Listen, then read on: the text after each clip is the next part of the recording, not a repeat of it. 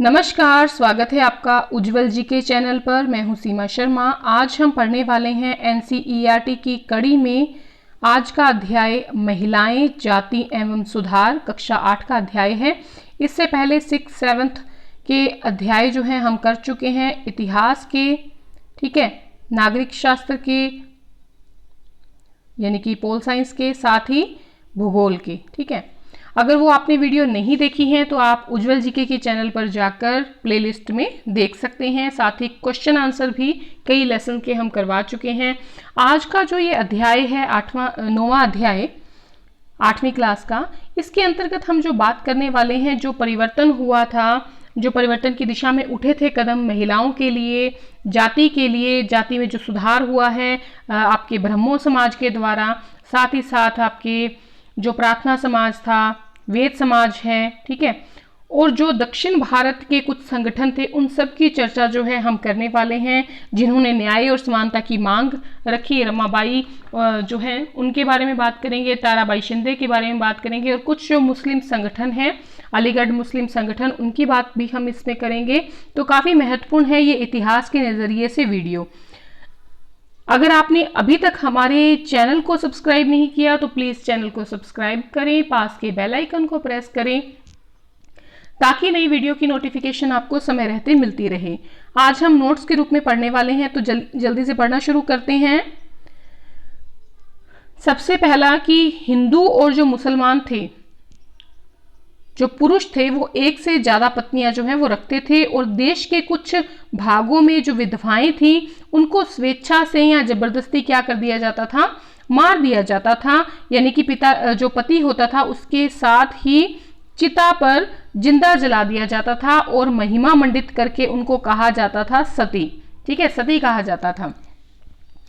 देखिए, बहुत से ऐसी कुरीतियां थी हिंदू समाज में, साथ ही मुस्लिम समाज में पर्दा प्रथा जैसी है, ठीक है, और ये सती प्रथा जो है, विधवा विवाह नहीं करते थे, बाल विवाह होता था। तो इस प्रकार जो प्रथाएं थी, ये क्या करते थे, इन्होंने क्या किया, काफ़ी हद तक जो हमारा समाज है उसको रूढ़िवादी रखा। देखिए, आज से अगर हम 200 साल पहले का भारत देखते हैं तो हालात जो थे बहुत ज़्यादा अलग थे। सती जो शब्द है, सती शब्द का मतलब क्या होता है? सती शब्द का मतलब होता है सदाचारी महिला, ठीक है, सदाचारी महिला। चलिए आगे देखते हैं। एक चीज और, जो औरतें जो है गर्भावस्था की स्टेज पे होती थी, उनको सती नहीं किया जाता था, ये भी एक फैक्ट था। तो चलिए आगे देखते हैं। संपत्ति पर महिलाओं के अधिकार जो है वो बहुत ही सीमित रह गए थे। बहुत से जो इलाके थे वहां पर लोग जातियों के रूप में रहते थे, ठीक है।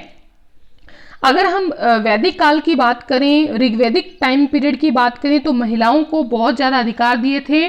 संपत्ति पर भी उनका अधिकार दिया गया था, ठीक है, पति को चुनने का भी अधिकार था। लेकिन जो आज से 200 साल पहले का समाज था, या आज का भी काफ़ी हद तक समाज जो है इस प्रकार की स्वतंत्रता नहीं देता। तो बहुत से जो इलाके हैं वहां पर जातियों के रूप में लोग रहते थे। अब क्या हुआ, परिवर्तन की दिशा में कदम उठे, ठीक है। कैसे कदम उठे, पढ़ते हैं।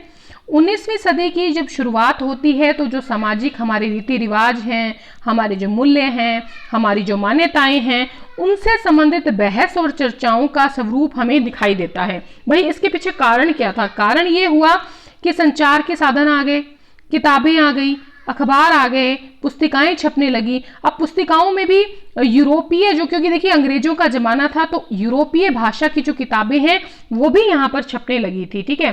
संस्कृत भाषा में भी उन किताबों को अनुवादित किया गया था। साथ ही हमारा जो मध्यम वर्ग है, शिक्षित मध्यम वर्ग, वो अंग्रेजी पढ़ चुका था, पढ़ रहा था, जिसकी वजह से क्या हुआ, इन चीज़ों को पढ़कर उनको लगा भी हमारे समाज में तो बहुत ज़्यादा जो है रीति रिवाज हैं, रूढ़िवादियाँ हैं। रीति रिवाज तो चलो ठीक है, पर जो रूढ़िवादियाँ हैं वो सही नहीं है। ये वजह ऐसी थी कि जो मूल्य हैं, रीति रिवाज हैं, उनमें बदलाव वो चाहते थे, ठीक है। और जो यूरोपीय भाषाओं की किताबें भारत में आई थी, उनसे भी जो है मिडिल क्लास का जो वर्ग है, युवक है, युवतियां हैं, वो काफ़ी प्रभावित हुए थे। और इस मिडिल क्लास के लोगों ने, और जो ईसाई मिशनरियों में निम्न जाति के जो लोग पढ़े थे उन लोगों में से भी कुछ लोग उठकर हमारे सामने आए, उनकी चर्चा आगे करेंगे। ठीक है, चलिए आगे देखते हैं। नए शहरों में क्या हुआ, देखिए क्या हुआ कि नए नए जो है शहर बसने लग गए थे। अब जो नए शहर बसने लग गए थे उनमें तमाम तरह के सामाजिक, आर्थिक, धार्मिक मुद्दों पर चर्चाएं होती थी, चाहे वो पुरुष हैं, और कई बार क्या होता था महिलाएं भी आपस में इस प्रकार की चर्चाएं करती थी, खास तौर पर मिडिल क्लास की महिलाएं या जो ऊंची जाति की महिलाएं थी, चाहे वो मुस्लिम थी चाहे वो हिंदू वर्ग की थी, वो क्या है पढ़ाई लिखाई करने लग गई थी, ईसाई मिशनरियों के स्कूलों में जाने लग गई थी, जिसकी वजह से उनका जो है उनके अंदर भी ऐसी चर्चाएं जो है हुआ करती थी। अब हम बात करेंगे राजा राममोहन राय के विषय में। देखिए राजा राममोहन राय का जो जन्म हुआ है 1772 में हुआ है, 1833 ईस्वी में इनकी मृत्यु हुई है। ये एक सुधारक थे। भाई इनको सुधारक क्यों कहा जाता है? सुधारक इसलिए कहा जाता है क्योंकि समाज में ये क्या करना चाहते थे, एक प्रकार का परिवर्तन लाना चाहते थे। अगर कोई व्यक्ति समाज में परिवर्तन लाना चाहता है, अन्यायपूर्ण तौर तरीकों से छुटकारा पाना चाहता है, तो वो व्यक्ति क्या कहलाएगा? वो व्यक्ति सुधारक कहलाएगा। ठीक है, अब क्या हुआ कि कोलकाता यानी कि कलकत्ता में इन्होंने ब्रह्म समाज, ब्रह्मो समाज कहा जाता था इसको, ब्रह्म समाज जो है हम बोल देते हैं, लेकिन जो बंगाली लोग होते हैं, क्योंकि राजा राममोहन राय बंगाली थे और ब्रह्म को ब्रह्मो बोला जाता था बंगाली में, तो ब्रह्मो समाज के नाम से इन्होंने एक सुधारवादी संगठन बनाया। किसका सुधारवादी संगठन? जो हमारी जो रीति रिवाज हैं, जो हमारी कट्टरता है, जो हमारी रूढ़िवादिता है, उसको जो है सुधारा जाए, उसके लिए इन्होंने क्या किया? ब्रह्मो समाज नाम की एक जो संस्था है या संगठन है उसका निर्माण किया। राममोहन राय देश में पश्चिमी शिक्षा का प्रसार चाहते थे। किस लिए चाहते थे? ताकि जो हमारी रूढ़िवादिता है उसको समाप्त किया जा सके। अंग्रेजी भाषा चाहते थे, पश्चिमी शिक्षा जो है उसका प्रयोग करना चाहते थे, जो औद्योगिकरण है उसको बढ़ाना चाहते थे, महिलाओं के लिए चाहते थे कि समानता और स्वतंत्रता जो है वो उनको दी जाए। तो ये सारी चीजें वो जरूरी समझते थे। कौन? राजा राममोहन राय। राजा की उपाधि जो है इनको अकबर द्वितीय ने दी है, मुगल शासक थे, वैसे इनका नाम राममोहन राय था। ठीक है, अब इन्होंने क्या किया? इन्होंने विलियम बेंटिक की सहायता से सती प्रथा को 1829 में प्रतिबंधित करवा दिया। भाई ये सती प्रथा के पीछे इतने क्यों पड़े थे? उसका कारण था, उसका कारण ये था कि जब इनका एक भाई था बड़ा, इनके भाई की क्या हो जाती है? मृत्यु हो जाती है। जब इनके भाई की मृत्यु हो जाती है तो इनकी जो भाभी होती हैं उसको क्या किया जाता है? जबरदस्ती सती किया जाता है, जो इनसे देखा नहीं गया इन्होंने, लेकिन ये बच्चे थे, ये उस चीज को रोक नहीं पाए और इनके मन में इस प्रथा के प्रति एक नफरत सी पैदा हो गई और इन्होंने ठान लिया उस टाइम ही कि मैं इस प्रथा का निवारण करवा कर रहूंगा। ठीक है, तो इन्होंने 1829 में विलियम बेंटिक की सहायता से इस प्रथा को क्या किया? प्रतिबंधित करवाया।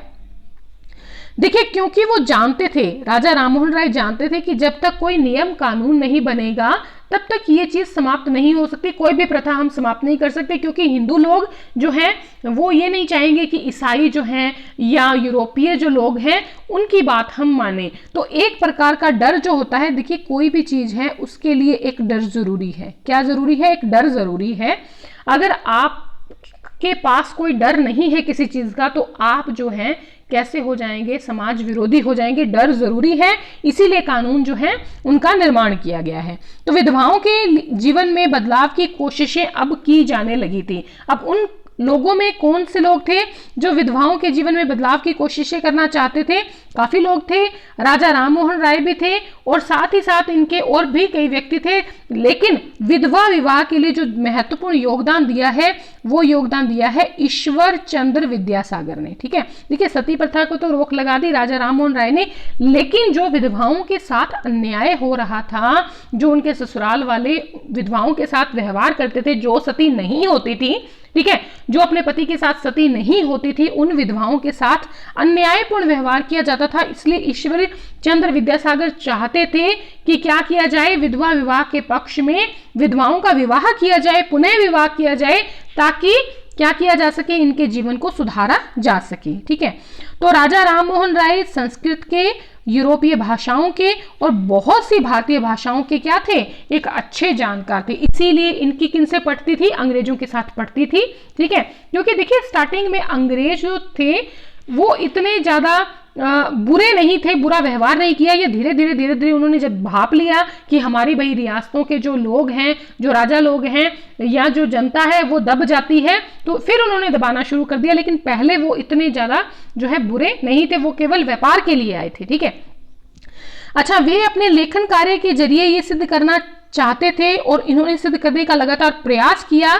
बहुत अच्छी जो किताबें हैं इन्होंने लिखी हैं और इन्होंने प्रयास किया कि जो हमारे प्राचीन ग्रंथ हैं उनमें विधवाओं को जलाने की अनुमति कभी भी नहीं है। भाई इन्होंने सहारा प्राचीन ग्रंथों का क्यों लिया, जबकि ये तो भाई यूरोपीय भाषाओं की किताबें भी पढ़ते थे। देखिए इनको पता था कि अगर मैं हवाला दूंगा किसका, यूरोपीय भाषाओं का, यूरोपीय किताबों का या अंग्रेजों का या ईसाइयों का, तो भारत के लोग मुझे सही नहीं समझेंगे। लेकिन अगर मैं प्राचीन ग्रंथों जैसे कि ऋग्वेद है, यजुर्वेद है, सामवेद है, अथर्ववेद है, उन प्राचीन ग्रंथों, उस उपनिषदों, उन ब्राह्मणों के जरिए लोगों को समझाने का प्रयास करूंगा तो लोग जरूर इस बात को समझेंगे। तो इन्होंने बताया कि हमारे जो प्राचीन ग्रंथ है उनमें महिलाओं को बहुत ही उच्च स्थान दिया गया है। ठीक है, तो प्राचीन ग्रंथों में विधवाओं को जलाने की अनुमति कहीं भी नहीं है। आगे देखिए, ईश्वर चंद्र विद्यासागर ने क्या किया, विधवा विवाह के पक्ष के लिए प्राचीन ग्रंथों का हवाला दिया और उनके सुझाव को अंग्रेज सरकार ने माना और 1856 ईस्वी में विधवा विवाह के पक्ष में एक कानून भी पारित कर दिया गया। तो कुछ बातें आप याद रखा कीजिए या नोट डाउन कर लिया कीजिए। 1856 में क्या हुआ, विधवा विवाह के पक्ष में कानून पारित हुआ। करने वाले कौन थे, अंग्रेज थे, लेकिन जो है महत्वपूर्ण योगदान किसका था, ईश्वर चंद्र विद्यासागर का। फिर आते हैं दयानंद सरस्वती जी। स्वामी दयानंद सरस्वती ने भी विधवा विवाह का क्या किया है, समर्थन किया है। ठीक है, ये कौन थे, ये आर्य समाज के क्या थे, संस्थापक थे। अच्छा, आर्य समाज की स्थापना कब हुई थी, तो 1875 में हुई थी, सब लोग जानते हैं। कहां पर हुई थी, तो बंबई में हुई थी। ठीक है, लेकिन इसका मुख्यालय कहां बनाया गया था, तो इसका मुख्यालय जो है वो लाहौर में बनाया गया था। ठीक है, तो आर्य समाज के संस्थापक थे स्वामी दयानंद सरस्वती। 1875 में बंबई में इन्होंने स्थापना की थी, लाहौर इसका मुख्यालय था। चलिए आगे देखते हैं। मद्रास प्रेसिडेंसी या प्रेसिडेंसी के तेलुगु भाषी जो इलाके थे वहां पर एक व्यक्ति था जिसका नाम था वीरेश लिंगम पंतुलु।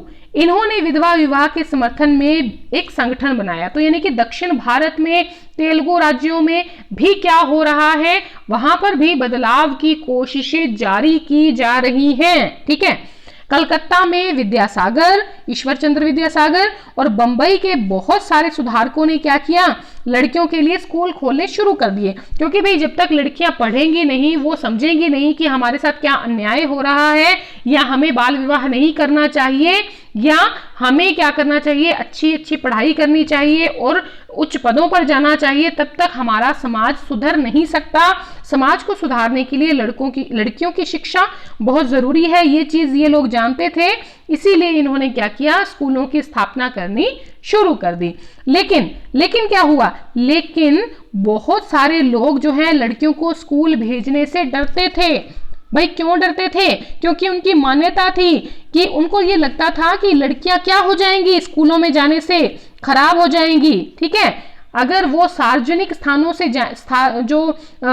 उनकी ये मान्यता थी कि लड़कियां जो हैं उनको सार्वजनिक स्थानों पर नहीं जाने देना चाहिए, क्योंकि उससे क्या हो जाएगा, उनको दूर रखना चाहिए, उनसे वो खराब हो जाएंगी। खराब का मतलब क्या है, यहाँ पर खराब का मतलब ये है कि वो क्या है, वो बाल विवाह नहीं करेंगी। ठीक है, अगर वो विवाह उनको कर दिया जाएगा, अगर पति उन पर अन्याय करेगा, पति वो झगड़ा करेगा, तो पति से क्या करेंगी, वो बहस करेंगी अगर वो पढ़ी लिखी होंगी। तो इस प्रकार की मान्यता आम जनता के भीतर थी। ठीक है, यहां तक कि उच्च कुल के जो व्यक्ति थे उनके अंदर भी ऐसी मानसिकता थी। लेकिन धीरे धीरे क्या हुआ, इन चीजों में जो है इन चीजों का प्रयास हुआ और लोगों को ये बातें समझ में आने लगी।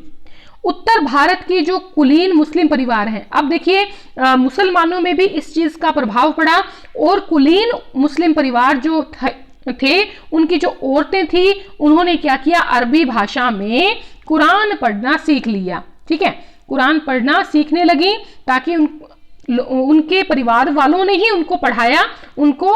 लेकिन स्कूल ये लोग कम जाते थे, ज्यादातर क्या होता था, स्कूल जो होते थे छोटे छोटे होते थे, 10 बच्चों का स्कूल, 20 बच्चों का, अधिकतम जो संख्या होती थी लगभग 20 बच्चों की होती थी। देखिए जो कुलीन परिवार की लड़कियां होती थी या लड़के होते थे, इनको इनके घर में ही टीचर रखकर फिर पढ़ाया जाता था 18वीं 19वीं शताब्दी में, ठीक है, ज्यादातर, ठीक है। उसके बाद ये चीजें इनमें सुधार हुआ।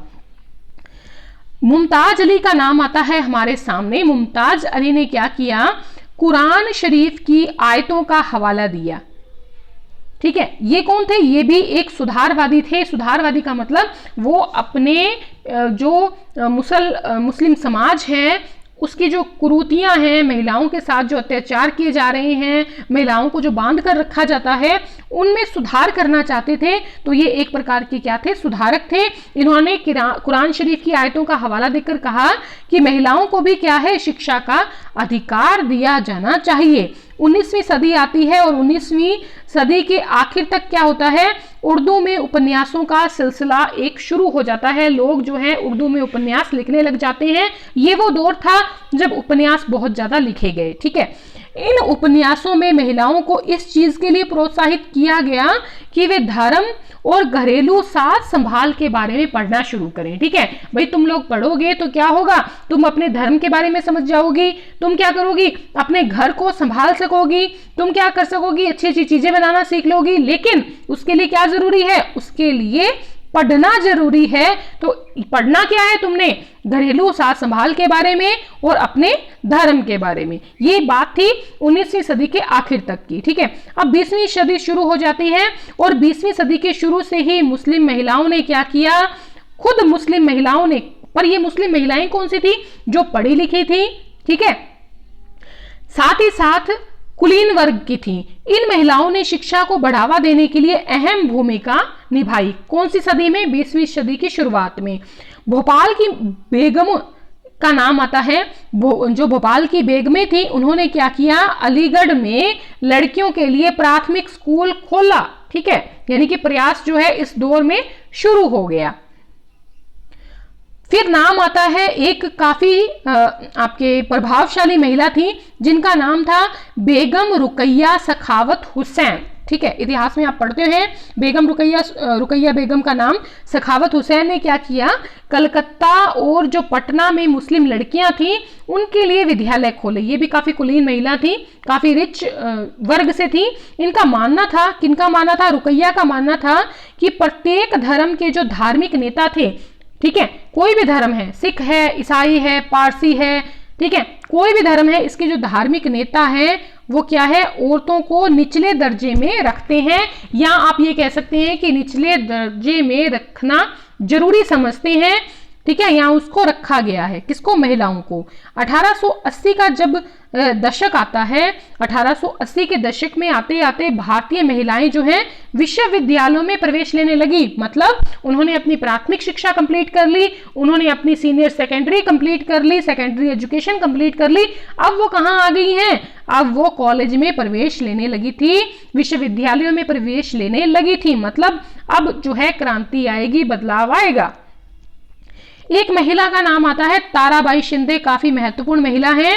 इन्होंने स्त्री पुरुष तुलना नाम से एक किताब प्रकाशित की, ठीक है। क्या नाम था इनका, ताराबाई शिंदे। इस किताब के जरिए इन्होंने स्त्री और पुरुष की तुलना की और इस महिला ने क्या किया, पूना में घर पर ही शिक्षा प्राप्त की थी, पूना में घर पर ही शिक्षा प्राप्त की थी। और इस किताब के जरिए महिलाओं के बीच मौजूदा जो सामाजिक जो फक्र हैं, ठीक है, सामाजिक जो फर्क हैं, उनकी क्या की थी, आलोचना की थी। किसने, ताराबाई शिंदे ने। आगे एक प्रभावशाली महिला का नाम आता है जिससे आप काफी लोग परिचित हैं, जो इतिहास के स्टूडेंट हैं, रमाबाई। पंडिता रमाबाई के नाम से ये जानी जाती हैं, पंडिता रमाबाई। पंडिता क्यों कहा जाता है, पंडिता इसलिए कहा जाता है क्योंकि इन्होंने शास्त्री पूरी कर ली थी और उस समय शास्त्री पूरी करने पर नाम आगे लग जाता था, नाम के आगे पंडिता या पंडित, ठीक है। तो पंडिता रमाबाई के बारे में कुछ बातें कर लें कि संस्कृत की क्या थी, महान विदुषी थी, विद्वान थी। इनका मानना था कि हिंदू धर्म जो है महिलाओं का क्या करता है, दमन करता है। इन्होंने ऊंची जाति की हिंदू महिलाओं की दुर्दशा पर भी किताब लिखी कि भाई ये ऐसा नहीं है कि अगर आप निम्न जाति के हैं या आप मिडिल क्लास के हैं या आप मिडिल क्लास से भी नीचे हैं तो आपके साथ क्या किया जा रहा है, भेदभाव किया जा रहा है। यहां पर ऊंची जाति की महिलाओं के साथ भी क्या हो रहा है, भेदभाव हो रहा है। ठीक है, क्यों? क्योंकि इनके खुद के साथ भेदभाव हुआ था। ठीक है, ये क्या थी, ये विधवा हो गई थी। विधवा होने के बाद ये अपने घर पर आ गई थी, अपने मायके आ गई थी और पुनः फिर वहां पर आकर इन्होंने क्या किया, संस्कृत का अध्ययन शुरू किया, संस्कृत की प्रकांड विद्वान बन गई और फिर ये पंडिता रमाबाई कहलाई। फिर इन्होंने क्या किया, जब इन्होंने देखा कि जो विधवा हो जाती हैं उन महिलाओं के साथ बहुत ही बुरा व्यवहार जो है किया जाता है, इसीलिए इन्होंने क्या किया, पूना में एक विधवा गृह की क्या की, स्थापना की। और रमाबाई ने विधवा गृह जो पुणे था, पुणे में जो विधवा गृह बनाया था इन्होंने, वहां पर ऐसी चीजें सिखलवानी शुरू कर दी जिनसे विधवाएं जो हैं, जिनसे क्या है, विधवाएं अपनी रोटी रोजी चला सकें, तो मतलब काम कर सकें, अपना जीवन जो यापन है वो कर सकें। देखिए, उन महिलाओं के लिए इस विधवा गृह की स्थापना की गई थी जो ससुराल वालों के हाथों अत्याचार झेल रही थी और उनको यहाँ पर क्या दी जाती थी, पनाह दी जाती थी। ठीक है, चलिए आगे देखिए, रमाबाई ने और क्या काम किए, उन्होंने पत्रिकाएं निकाली, किताबें लिखी, स्कूल खोले, शिक्षण केंद्र खोले, महिलाओं को क्या किया, महिलाओं को संगठित किया। अभी हम क्या है, हम शिक्षित हो गए हैं तो अब हम औरों को भी शिक्षित करें और महिलाओं को भी क्या करें, संगठित करें और इन विधवाओं का क्या करें, उद्धार करें। ठीक है, अब आती है 20वीं सदी। 20वीं सदी की शुरुआत से ही महिलाओं को मताधिकार, स्वास्थ्य सुविधाएं और शिक्षा के अधिकार के बारे में कानून बनवाने के लिए राजनीतिक दबाव जो है बनने लगे थे। अब ये बनने का कारण ये था कि अमेरिका में भी इस प्रकार के जो है राजनीतिक जो है समूह थे, वो इस चीज के लिए प्रयास कर रहे थे कि महिलाओं को मताधिकार दिया जाए, उनको बढ़िया से बढ़िया सुविधाएं जो है वो प्रदान की जाए। तो उस चीज को, अमेरिका को देखते हुए भारत में भी वो सारी चीजें जो है होने लगी। क्यों भाई, यहाँ पर संचार व्यवस्था आ गई थी, अखबार आ गए थे, किताबें आ गई थी, यूरोपीय भाषाओं की किताबें थी उनका अनुवाद हो चुका था, तो वो सारी चीजें जो है भारतीयों को भी पता लगने लग गई थी। तो यहाँ पर भी महिलाओं के लिए क्या होने लगी, आवाजें उठने लग गई कि अब इनका भी क्या किया जाना चाहिए, सुधार किया जाना चाहिए। चलिए आगे देखें, महिलाओं ने क्या किया, 1920 का जब दशक आता है ये बड़ा क्रांतिकारी दशक हो जाता है। क्योंकि अब राष्ट्रवादी समाजवादी आंदोलन जो है वो उठ खड़े हैं, महात्मा गांधी आ गए हैं। तो महिलाओं ने क्या किया, राष्ट्रवादी समाजवादी आंदोलनों में हिस्सा लेना क्या कर दिया, शुरू कर दिया। 20वीं सदी में जवाहरलाल नेहरू, सुभाष चंद्र बोस जैसे नेताओं ने महिलाओं के लिए स्वतंत्रता और समानता की मांगों का समर्थन किया। कांग्रेस ने भी समर्थन किया कि महिलाओं को क्या करना चाहिए, स्वतंत्रता समानता दी जानी चाहिए, उनके लिए स्कूल खोले जाने चाहिए। ठीक है, राष्ट्रीय नेताओं ने आश्वासन दिया, कौन से राष्ट्रीय नेताओं ने, कांग्रेस के नेताओं ने, कि जब हमें आजादी मिल जाएगी, जब भारत आजाद हो जाएगा तो जितने भी पुरुष हैं, जितनी भी महिलाएं हैं, उनको वोट डालने का अधिकार हम जरूर देंगे। ये आश्वासन उन्होंने दे दिया था। देखिए, अब यहां पर आश्वासन दिया था, इसके बारे में अधिकार क्यों नहीं बना, क्योंकि देखिए अमेरिका में उस समय, अमेरिका में भी औरतों को वोट डालने का अधिकार नहीं था, उसके लिए आंदोलन चल रहे थे। तो भारत में तो ये बड़ी दूर की बात थी। ठीक है, इसलिए इन्होंने आश्वासन दे दिया। आगे देखिए, 1929 में क्या हुआ था, अब हम 20वीं शताब्दी की बात कर रहे हैं, तो 1929 में बाल विवाह निषेध अधिनियम पारित हुआ। याद रखिएगा, 1929 बाल विवाह निषेध अधिनियम पारित हो गया। और ये जो कानून था, इसमें 18 साल का लड़का और 16 साल की लड़की विवाह कर सकती थी, उससे कम उम्र की लड़की या लड़का विवाह नहीं कर सकते थे।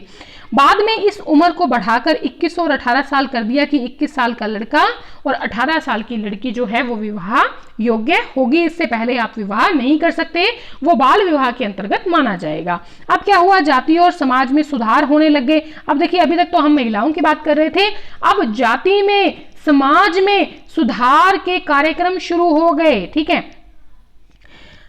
नाम अगर हम देखें तो प्रार्थना समाज का नाम आता है। प्रार्थना समाज की स्थापना किसने की थी, तो आत्माराम पांडुरंग का नाम शायद आप सब लोगों ने सुना होगा, आत्माराम पांडुरंग।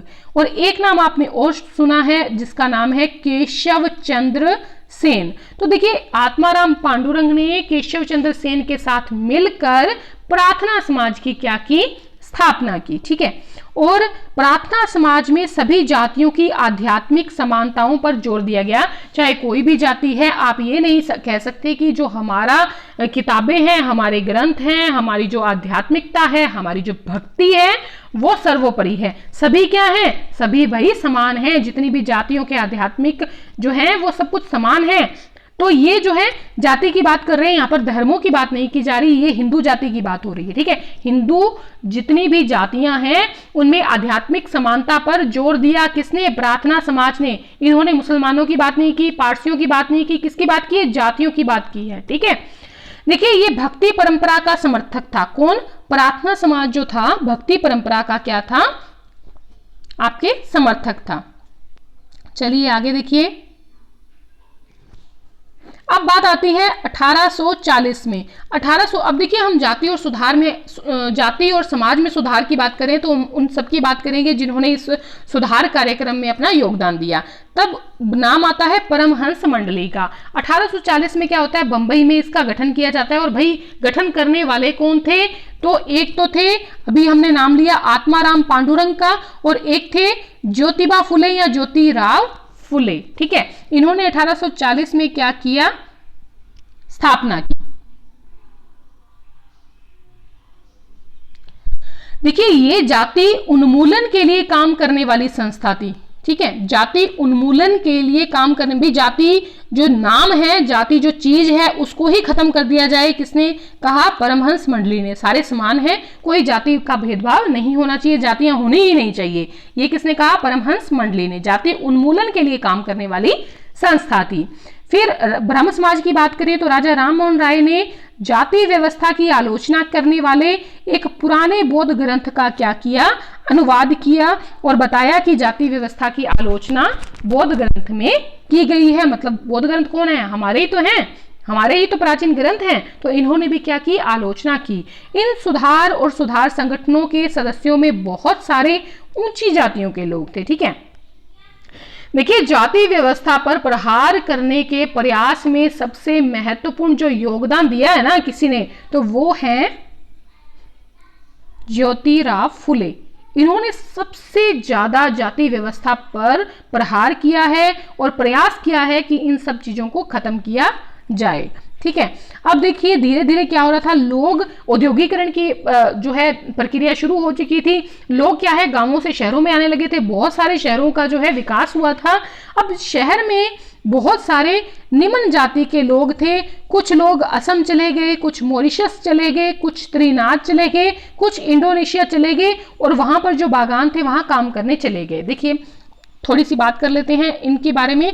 देखिए बहुत सारे गरीब लोग जो है शहरों में निकल रही नौकरियों की तलाश में गांव छोड़कर जाने लगे। ठीक है, अब ये असम, मॉरिशस, त्रिनाद, इंडोनेशिया क्यों गए, क्योंकि ये सारे क्या थे, ये सारे भाई अंग्रेजों के क्या थे, उपनिवेश थे।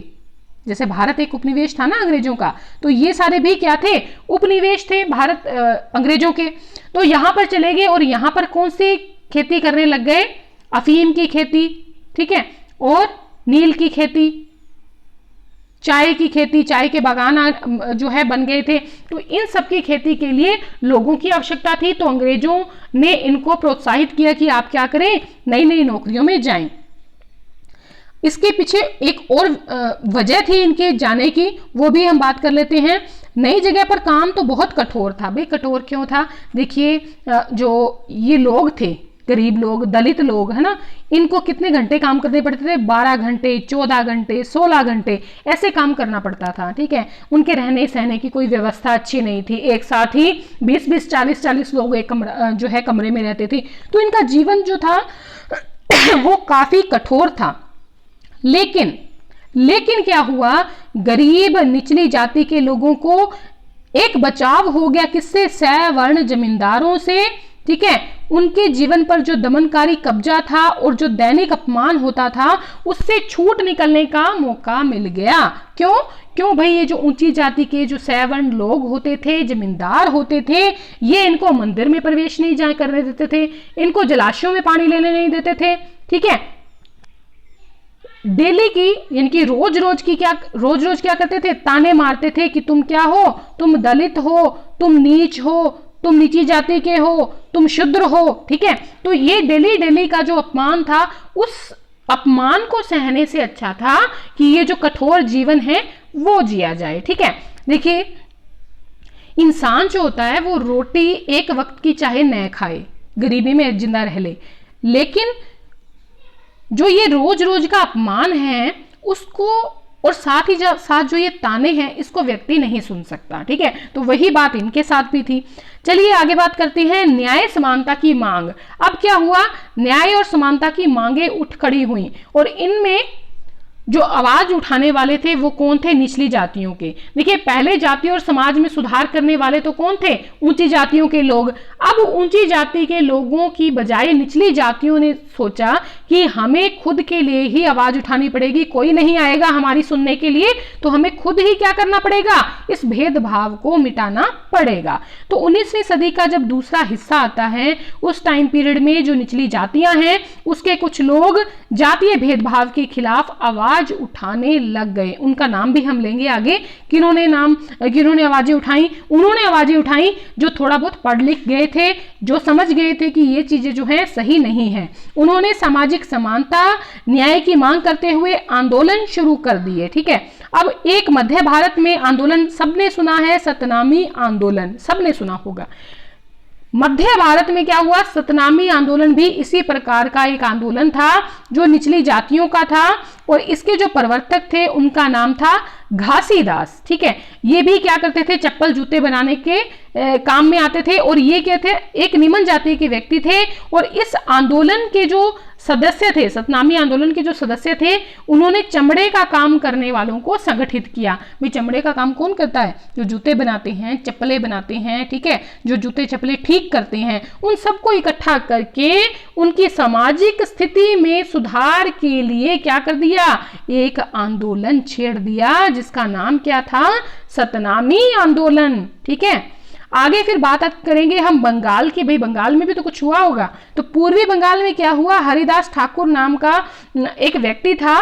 ठीक है, उसने मतुआ पंथ जो है स्थापित किया, और मतुआ पंथ जो था इसने निम्न जाति के चांडाल काश्तकारों के बीच में काम किया। देखिए मतुआ पंथ जो था इसने किसके साथ काम किया, जो चांडाल वर्ग के काश्तकार थे उनके बीच में काम किया। हरिदास ने क्या किया, जाति व्यवस्था को सही ठहराने वाले जो ब्राह्मणवादी ग्रंथ थे उन पर सवाल उठाने शुरू कर दिए। ठीक है, किसने, इस हरिदास ठाकुर ने। आगे चलिए, पूर्वी बंगाल की बात भी हो गई। अब बात करेंगे केरल की। केरल का एक जाति थी, निम्न जाति, जो थी एझावा निम्न जाति।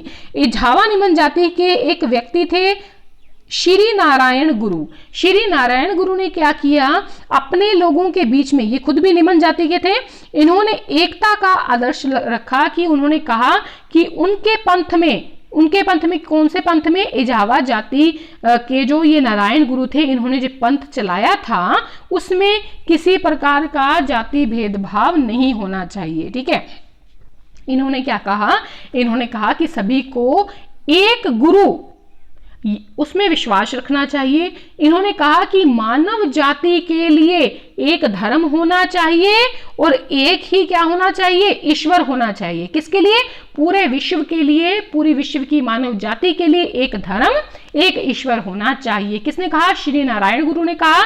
और इनका जो संगठन है उसका नाम जो है वो क्या है, अभी भी चल रहा है इनका संगठन, जिसका नाम है श्री नारायण गुरु परिपालन सभा। ठीक है, श्री नारायण गुरु परिपालन सभा इनके संगठन का नाम है, याद रखिएगा। ये सभी पंथ जो थे, जितने भी पंथ ये निम्न जातियों के चले थे, उनमें उन सब नेताओं में एक प्रमुख नेता था जिसका नाम था ज्योतिराव फुले। मैंने कहा ना सबसे ज्यादा काम इन्होंने ही किया है, सबसे ज्यादा इनका जो है प्रभाव था। 1827 में इनका जन्म हुआ था और ईसाई प्रचारकों द्वारा जो मिशनरी स्कूल खोले गए थे उसमें इन्होंने शिक्षा प्राप्त की थी। ठीक है, और इन्होंने ब्राह्मणों के इस दावे पर खुलकर हमला बोला कि वे आर्य हैं। कौन आ रहे हैं, ब्राह्मण आ रहे हैं, ऊंची जाति के हैं, इसकी वजह से क्या है, दूसरों से भाई क्या है, श्रेष्ठ हैं। क्यों? क्योंकि हम आर्यों की संतान हैं। तो फुले ने उसके बारे में ये कहा कि ऊंची जातियों का उनकी जमीन मतलब भारत देश पर और भारत देश की सत्ता पर कोई अधिकार नहीं है। क्यों नहीं है? क्योंकि ये धरती यहाँ के देसी लोगों की है, निम्न जाति के लोगों की है। क्यों? फुले का दावा था कि आर्य कहाँ से आए हैं, आर्य मध्य एशिया से आए हैं कहा जाता है ना। तो आर्यों के आने से पहले यहां पर क्या था, यहां पर स्वर्ण युग था। किसने कहा? फुले ने कहा कि जब ये लोग आए हैं इन्होंने हमको गुलाम बनाया, इन्होंने कहा भी शूद्र है, ठीक है, क्षत्रिय है, ब्राह्मण है, वैश्य हैं। किसने कहा? आर्यों ने कहा, हमने तो नहीं कहा था, हम तो आराम से रह रहे थे, ठीक है। तो इन्होंने कहा कि जो कुछ इन्होंने किया है आर्यों ने किया है। फुले कहते थे कि आर्यों के आने से पहले यहाँ पर योद्धा और किसान एक साथ जमीन जोतते थे। मराठा जो थे वो देहात कहाँ पर, जहां पर निम्न जाति के लोग रहते हैं, काम करते हैं, वहां पर न्याय संगत और निष्पक्ष तरीके से मराठा लोग क्या करते थे, शासन करते थे। लेकिन ये जो आर्य आए हैं इनकी वजह से इन्होंने हमें क्या किया, अपनी जमीन से निकाल दिया। अच्छा, सत्य शोधक समाज के संस्थापक कौन थे? यही फुले साहब थे, ठीक है। चलिए, सत्य शोधक समाज संगठन ने जो कि ज्योतिराव फुले का था, इन्होंने जातीय समानता के समर्थन की मुहिम चलाई भी। जितनी भी जातियां हैं वो सब क्या हैं, समान हैं। और ये संगठन किसके द्वारा स्थापित था? फुले के द्वारा। कौन से फुले? ज्योतिराव फुले, ठीक है। ज्योतिबा फुले ने 1873 में गुलामगिरी नाम से एक किताब लिखी और इससे 10 साल पहले अमेरिका में गृह युद्ध हो चुका था। जो ये किताब लिखी थी फुले ने, ये गुलामी के ऊपर लिखी थी, गुलामगिरी पर लिखी थी। और इस किताब को लिखने से पहले 10 साल पहले ही अमेरिका में गृह युद्ध हो चुका था। यानी अमेरिका में जब गृह युद्ध हुआ था तो क्या खत्म हो गया था? दास प्रथा खत्म हो गई थी, ठीक है। दास प्रथा क्या हो गई थी? खत्म हो गई थी। तो इन्होंने ये जो किताब लिखी ये उन सब अमेरिकियों को समर्पित की। क्यों समर्पित की? उन्होंने गुलामों को मुक्ति दिलाने के लिए क्या किया था? उन्होंने संघर्ष किया था। किसने? अमेरिकियों ने। इसीलिए ये किताब उन्होंने, जो अमेरिका के लोग थे जिन्होंने गुलामों को मुक्ति दिलवाने के लिए संघर्ष किया था, उनको समर्पित की। उन्होंने, किन्होंने? फुले ने, ठीक है। ज्योतिराव फुले ने भारत की निम्न जातियों और अमेरिका के काले गुलामों की दुर्दशा को एक साथ जोड़ा। भाई एक उनके साथ भी दुर्व्यवहार हो रहा है और इनके साथ भी क्या हो रहा है? दुर्व्यवहार हो रहा है। क्यों? इनको काले लोग कहा जा रहा है, ठीक है। फुले का उच्च जाति की महिलाओं की दुर्दशा, मजदूरों की मुसीबतों, निम्न जाति सुधार का ये जो आंदोलन था, कौन सा आंदोलन? सत्य शोधक समाज संगठन वाला आंदोलन, ये 20वीं सदी में भी चलता रहा। कहां पर? पश्चिम भारत में चला, जिसको चलाया डॉक्टर भीमराव अंबेडकर ने। दक्षिण भारत में चलाया ईवी रामास्वामी नायकर ने, ठीक है। ईवी रामास्वामी नायकर जैसे महान दलित नेताओं के नेतृत्व में फुले का ये आंदोलन आगे भी चलता रहा। अब अंबेडकर की कुछ बात कर ले। डॉक्टर भीमराव अंबेडकर का जन्म महार परिवार से हुआ था और बहुत ज्यादा क्या थे, ये इंटेलिजेंट व्यक्ति थे, इंटेलिजेंट स्टूडेंट थे। बचपन से ही इन्होंने बड़े नजदीक से रोजाना की जिंदगी में अपने भेदभाव और पूर्वाग्रहों को देखा था, ठीक है। और ये चाहते थे कि इन पूर्वाग्रहों से निकला जाए। लेकिन निकला कैसे जाए? जब तक आप पढ़ेंगे नहीं, जब तक आप आगे बढ़ेंगे नहीं, तब तक आप इस भेदभाव को समाप्त नहीं कर सकते। इसीलिए मुझे क्या करना है? मुझे पढ़ लिख कर क्या करना है? इनकी इस प्रॉब्लम को खत्म करना है। किसको? खुद के जो समाज है, जो हमारा निम्न जाति का समाज है, इसको सुधार करना है। अंबेडकर ने क्या किया? स्कूली शिक्षा पूरी कर ली और बहुत अच्छे नंबरों से की, जिसकी वजह से इनको फेलोशिप मिल गई और ये अमेरिका में पढ़ने के लिए चले गए।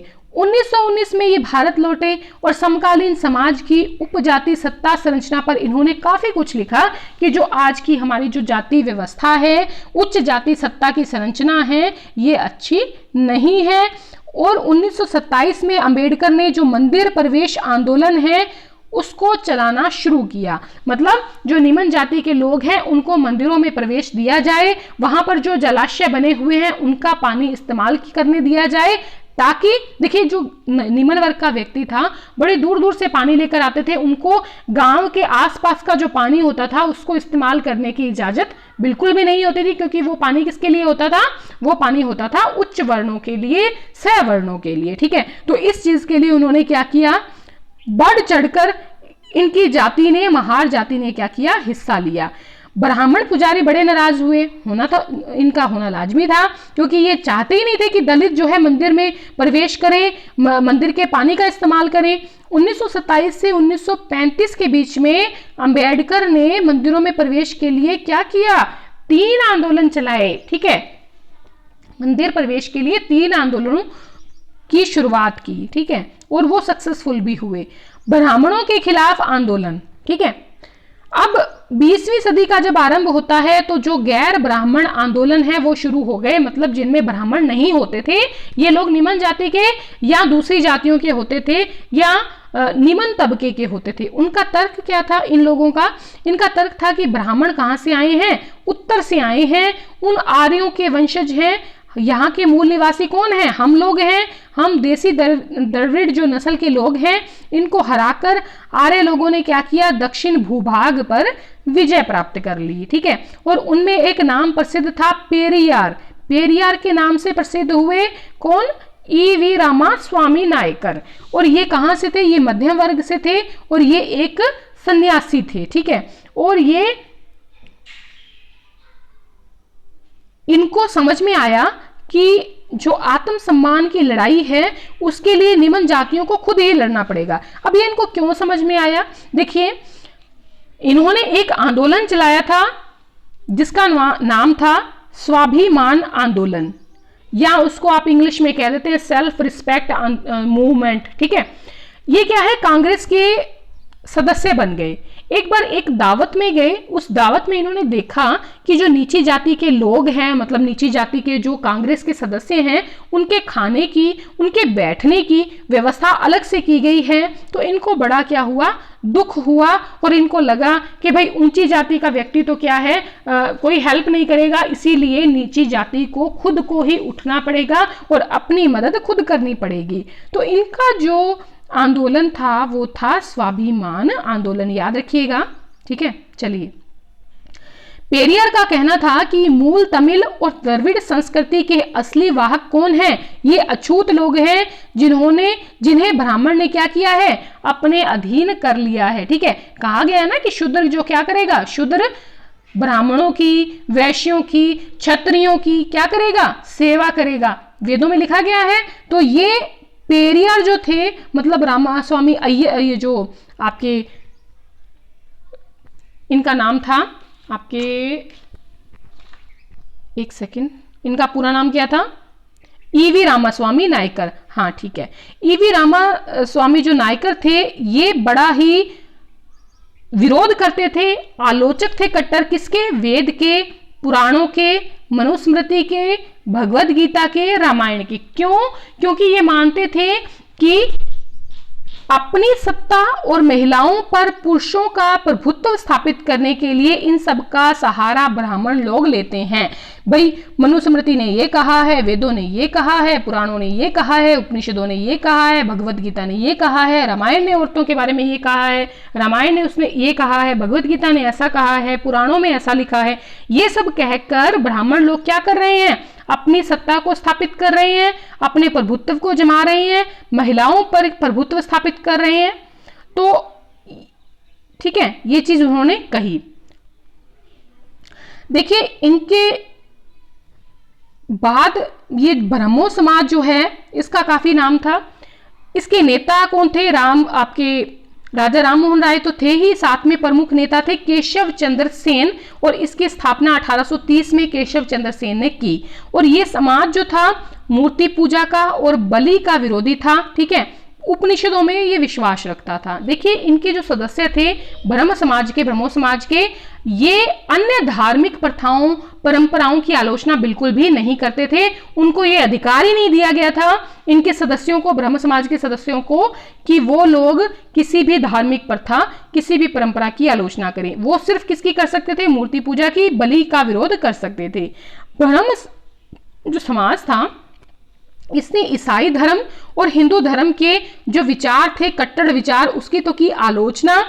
उनके नकारात्मक और सकारात्मक जो पहलू हैं, चाहे वो ईसाई के हैं चाहे वो हिंदू धर्म के हैं, उस पर प्रकाश डालने का काम किसने किया? ब्रह्म समाज ने किया। अब आता है यंग बंगाल। ठीक है, यंग बंगाल जो है हेनरी लुई विवियन डेरोजियो नाम का एक व्यक्ति था। इसने शुरुआत की थी 1820 के दशक में।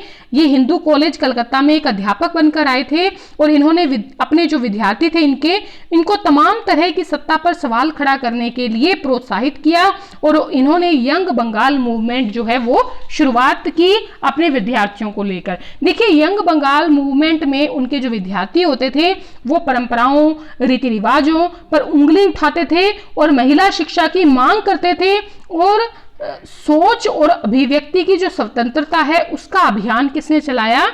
तो इसी यंग बंगाल ने चलाया। आगे बात करते हैं वेद समाज की। वेद समाज जो है ये ब्रह्मो समाज से ही प्रेरित था। मद्रास में, चेन्नई में 1864 में इसकी स्थापना की गई थी। ठीक है, जाति व्यवस्था, विधवा विवाह, महिला शिक्षा के लिए ये वेद समाज का आंदोलन चलाया गया था। वेद समाज के सदस्य कौन थे? वेद समाज के सदस्य जो हैं किस पर विश्वास रखते थे? ईश्वर के अस्तित्व पर विश्वास जो है वो रखते थे। देखिए, लेकिन वेद समाज ने रूढ़िवादी अंधविश्वासों और अनुष्ठानों की सख्त निंदा जो है वो की है। ठीक है, वेद समाज जो है ईश्वर के अस्तित्व को तो स्वीकार करता है, लेकिन जो रूढ़िवादिता है, अंधविश्वास है, अनुष्ठान है जो वेदों के, उनको नकारता है। फिर आता है अलीगढ़ आंदोलन। 1875 में सैयद अहमद खान ने अलीगढ़ में मोमडन एंग्लो ओरिएंटल कॉलेज की स्थापना की। बाद में इसी को ही अलीगढ़ मुस्लिम विश्वविद्यालय का नाम दिया गया। ठीक है, अलीगढ़ मुस्लिम विश्वविद्यालय में मुसलमानों को पश्चिमी विज्ञान के साथ आधुनिक विषयों की शिक्षा दी जाती थी। क्यों? क्योंकि देखिए, सैयद अहमद खां को ये लगता था कि जो मुस्लिमों की पढ़ाई है वो बहुत ही प्राचीन समय की है, इसमें बदलाव किया जाना चाहिए। जब तक इनको पश्चिमी विज्ञान नहीं पढ़ाया जाएगा, आधुनिक विषय नहीं पढ़ाए जाएंगे, तब तक मुस्लिम समाज में सुधार संभव नहीं है। तो अलीगढ़ आंदोलन का शैक्षणिक सुधारों के क्षेत्र में बड़ा गहरा प्रभाव पड़ा है। अगर बात करें शिक्षा के क्षेत्र में, तो अलीगढ़ जो मुस्लिम विश्वविद्यालय है इसका बहुत प्रभाव रहा है। ठीक है, चलिए आगे देखिए, पंजाब का भी थोड़ा सा देख लेते हैं। सिंह सभा आंदोलन, ये 1873 में अमृतसर से शुरू हुआ, बाद में लाहौर में भी 1879 में लाहौर में इसका गठन किया गया। ठीक है, पहले कहां? अमृतसर में, बाद में यहां पर लाहौर में। ठीक है, और अगर बात करें हम इसकी 1892 की, तो 1892 में इसी सिख सभा आंदोलन ने खालसा कॉलेज अमृतसर की भी स्थापना की थी। ठीक है, सिखों में जो अंधविश्वास व्याप्त हो गया था, जातीय भेदभाव जो व्याप्त हो गया था, इसको दूर करना इसका लक्ष्य था। जो भी रीति रिवाज, जो कुरीतियां शामिल हो गई थी सिखों में, उनको दूर करने का प्रयास जो है इससे जो सिंह सभा आंदोलन है इसने किया है। देखिए, सिखों को इस आंदोलन ने शिक्षा के लिए प्रोत्साहित किया, साथ ही जो आधुनिक ज्ञान है उसके साथ सिख धर्म के सिद्धांतों को भी पढ़ाया। ठीक है, सिख धर्म के सिद्धांतों को आधुनिक ज्ञान के साथ पढ़ाया। 17वीं शताब्दी में क्या था कि जब यूरोपीय खोजी यात्री और व्यापारी जो है पहली बार अफ्रीका पहुंचे, तो उन्होंने गुलामों का व्यापार शुरू किया। कौन सी सदी में? 17वीं शताब्दी में, याद रखिएगा। खालसा कॉलेज की स्थापना हुई है 1892 में। किसने की है? सिख सभा आंदोलन के नेताओं ने। कहां पर की है खालसा कॉलेज की स्थापना? अमृतसर में। ठीक है, वैसे पंजाब में लगभग हर जो जिला है उसमें खालसा कॉलेज जो है वो स्थापित है। ठीक है, पर यहाँ की जो स्थापना है वो 1892 में की है। बहुत ही सुंदर बना हुआ है ये कॉलेज। ठीक है, चलिए आज के लिए इतना ही। आज का जो अध्याय था महिलाएं, जाति और सुधार, वो कंप्लीट होता है। अगला अध्याय हम फिर करेंगे 10वां अध्याय। तब तक के लिए धन्यवाद।